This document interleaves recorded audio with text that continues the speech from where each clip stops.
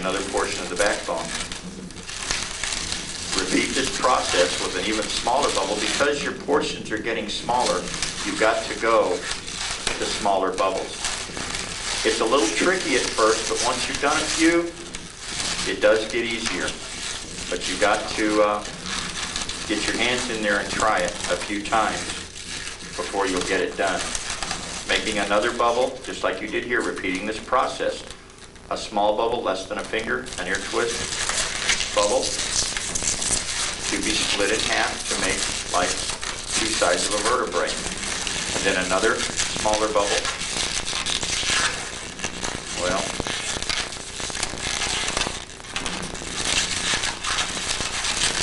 you twist it in at that point. And then another ear bubble, ear twist, to be split in half, go all the way around, come underneath the ear, and split it with the balloon.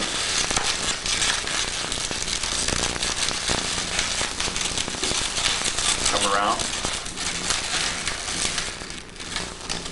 to your first side again.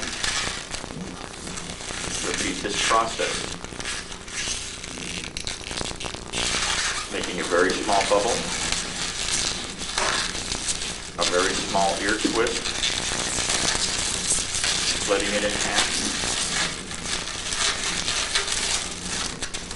and then another bubble to tie in at the bottom.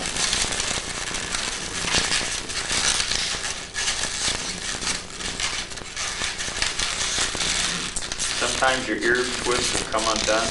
When they do, you can split them by turning one half one way, one half the other way, causing them to lock down better.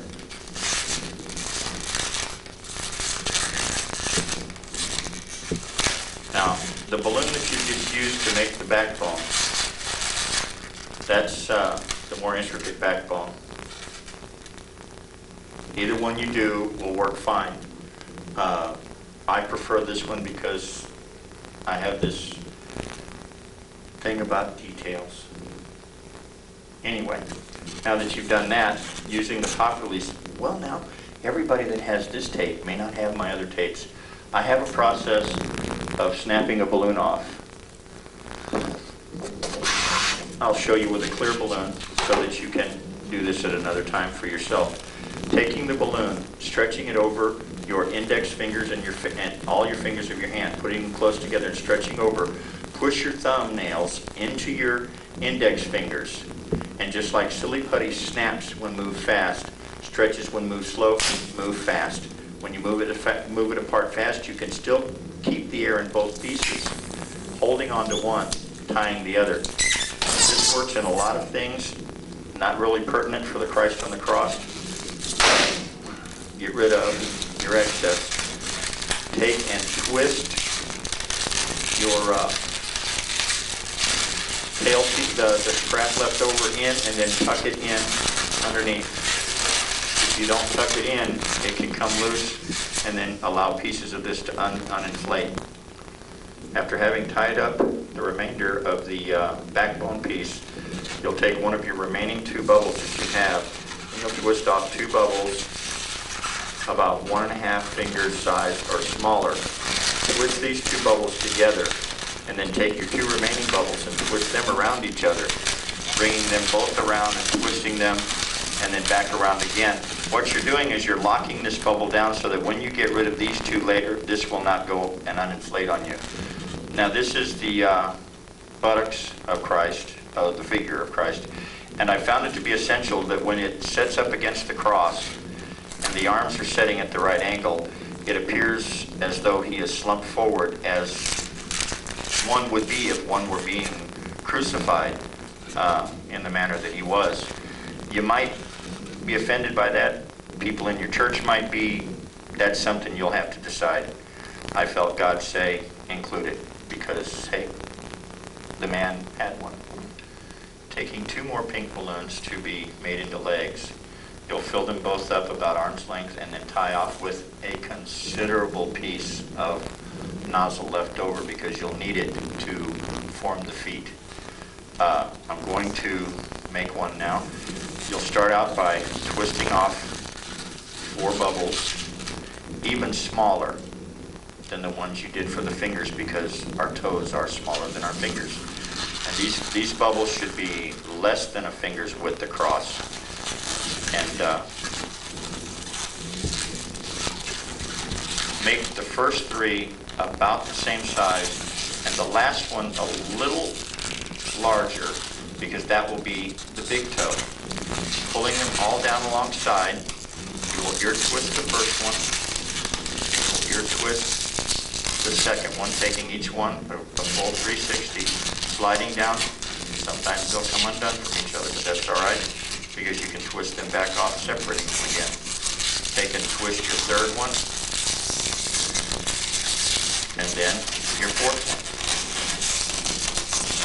You're twisting them all close enough to each other so that when you have the tail end, what you'll be doing is pulling that down alongside the foot, giving it the appearance of toes going down the side of the foot. We'll finish with the rest of the foot now by making a bubble that's a little less than 3 fingers. That will be like the arch of the foot. At that point, you'll make a very small bubble for an ear twist for the heel of the foot. Twist that bubble. When getting ready to secure the toes with the leftover piece of nozzle around the heel part, when you pull, don't pull as hard when you pull the toes on this side going around the heel, and then pull a lot harder and tighter coming up the other side when you wrap in around the big toe. The reason for that is to give the foot more of a foot shape, so that when you go to put the 2 feet together, they will take on the look they need to have. As you go to twist the 2 feet together, you will take and put the 2 heels together and then twist the 2 feet completely around once. And then take the other 2 portions, which will be the rest of the leg, and twist them around in the other direction, putting the 2 heels to one side. When you pull the toes tighter this way, in on the big toe, and less tight on the little toe, you give it more of the shape design of a foot, whereas your toes would be pulled too far to the side.